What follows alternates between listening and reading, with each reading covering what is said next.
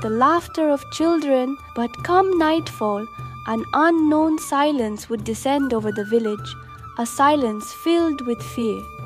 That fear had a reason. On the outskirts of the village, there stood an old bungalow owned by the landlord Raghava Rao. He had rented it to a man named Ramu, who came from somewhere unknown. Ramu lived alone in that bungalow, quiet and mysterious. The villagers would often speak among themselves. Who is he really? He barely talks to anyone. In the daytime, he walks around the fields for a while, but by evening, he locks himself inside. That's his life. He gives me strange vibes, someone would say. Always alert, always watching. Alone, but cautious. There's something not right, another man added. Last night, when I passed by the bungalow, I saw a strange light flickering inside. There wasn't a soul around, but it felt like something was moving inside. I swear, it scared the life out of me. Maybe there's a ghost. Ghost, huh? I wouldn't be surprised. When a stranger lives in our village and no one knows a thing about him, something is bound to happen. We should find out who Ramu really is. Soon, the talk of a ghost in the bungalow started spreading like wildfire. Meanwhile, Ramu would continue his routine. Every evening, he'd walk slowly toward the bungalow. Under the pale moonlight, holding his rent money in hand, he would arrive precisely on time. Inside the bungalow, the landlord Raghava Rao would sit on a big wooden chair, sipping his coffee.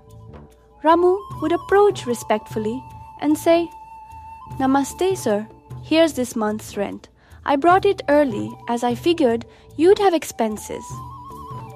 Smiling, the landlord would reply, "Ramu, you always pay in advance.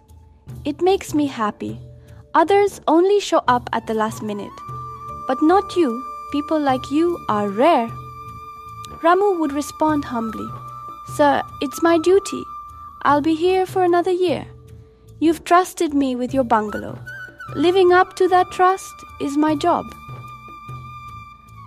"There's something about the way you speak," the landlord would say. "But something's odd about the bungalow. Strange sounds all the time. Still, I find peace. There, maybe this will be my last home."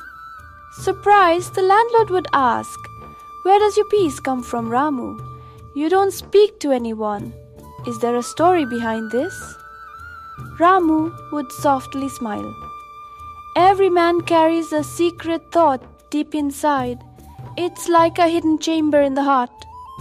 To open it takes a lifetime. Now if you'll excuse me." And just like that, he would walk away. That night, the landlord sat in long silence, replaying Ramu's words in his mind. His tone, his walk, the mystery. None of it made sense.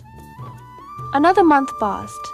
This time, as the landlord sat alone in his home, he suddenly remembered Ramu hadn't come yet.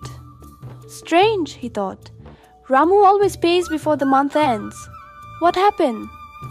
Immediately, he summoned 2 of his workers. "Go to Ramu's bungalow. It's been too long. If he doesn't respond, break the door if needed." The 2 rushed to the bungalow. The door was locked. The surroundings were eerily silent. Only the cawing of crows echoed. They knocked. "Ramu, sir, open the door. The landlord sent us. He asked you to bring the rent." They knocked again. "Look at this," one said. "The door is bolted from inside. The lights are on, but there's no sound. It's dead silent. Let's break the door open." They burst open the door and stepped in. The furniture was untouched. A book lay open by the chair. Everything was in place except for Ramu. "This is strange," said one. "Ramu wouldn't leave like this. He's too disciplined." "Exactly. Something's wrong here," said the other. "Let's tell the landlord." They rushed back and reported, "Sir, Ramu is missing! Everything's in place, but he's gone. We asked the neighbors. They say no one saw him leave. It's like he vanished into thin air. Shocked, the landlord said, What happened to him? Ramu would never leave without notice. Word spread like fire. Ramu had disappeared. The villagers began whispering with fear. Tell me the truth. Can a normal man disappear like that? Just like we thought, something unholy is in that bungalow. Even before Ramu, that place was abandoned for years. Everyone believed there was a ghost. Exactly. A few days ago, I passed by, saw a shadow in the window.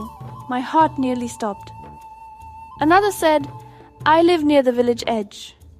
At midnight, I hear strange noises. Not everyone has the courage to check. The story grew. Ramu was taken by ghosts. The bungalow was haunted. Meanwhile, a young man named Manas arrived from the city to visit his friend Suraj. As he entered the village, he said, This place feels cursed. Not a soul in sight. Suraj replied, People are scared. Haven't you heard? Ramu disappeared from the landlord's bungalow. No one goes out at night. What? This village was always full of life. Now it's dead silent. Yes, Suraj explained. Ramu lived alone, never spoke. One day he vanished. Now everyone believes the bungalow is haunted. Manas laughed. Ghosts in this modern age? Seriously? You can laugh, Suraj said. But our village believes it. Even the landlord tried giving the bungalow to youth, but no one dared to enter. Then let's break this myth, said Manas. If someone proves there's no ghost, the fear will vanish. Let's do it, Suraj agreed. Manas had a plan.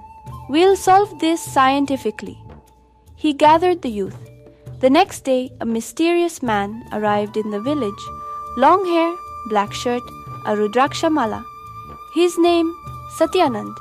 He was Manas's uncle, but to the villagers, he was a tantric, an occult healer. Manas introduced him dramatically. This is Satyanand, the divine tantric. He has meditated in the Himalayas. He can hear spirits. Satyanand sat before the bungalow and declared, I hear the cries of a spirit, a male soul. He is calling me. Come, he said, let's trap it. The villagers were amazed. He looks like a real mystic. We are lucky such a person came to our village. Satyanand pointed at the bungalow and said, This place is haunted. Tomorrow evening, I'll trap the ghost in a bottle. The next day, a large crowd gathered in front of the bungalow. Satyanand sat on a mat, placed a big glass jar, banana, oil, and a mantra book before him. The soul here has been grieving for long. I'll trap it now. He began chanting slowly. Om Bhuteshaya Namaha, Om Shante Namaha. He dipped the banana tip in oil. The jar was heated with fire. As the pressure changed, the banana slowly got sucked in. The crowd gasped. What sorcery? The banana is going in. Yes, the ghost is entering the jar. After 3 minutes, the banana was inside. Only the peel remained sticking out. The ghost is now trapped. I'll seal it and drown it. This bungalow is free now. The villagers cheered. You've saved us. Thank you. The next day, Manas laughed with Satyanand. Uncle, I now understand.